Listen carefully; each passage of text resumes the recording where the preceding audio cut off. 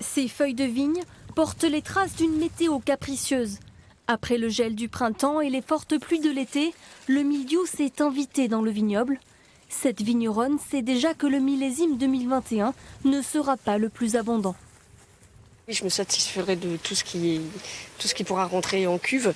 J'ai estimé à peu près en termes de récolte une demi-récolte. C'est-à-dire 50% de perte entre les aléas gel et maladie. Ça ferait combien de bouteilles? Alors c'est à peu près l'équivalent de 12-14 000 bouteilles.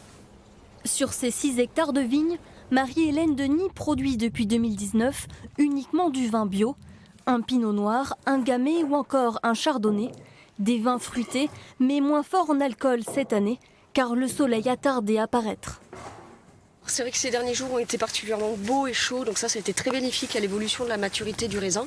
Là, va y avoir a priori des orages avec de la pluie, donc ça c'est bien parce qu'il manque un peu d'eau. Par contre, ça peut avoir un impact sur l'évolution de la maturité sur le raisin.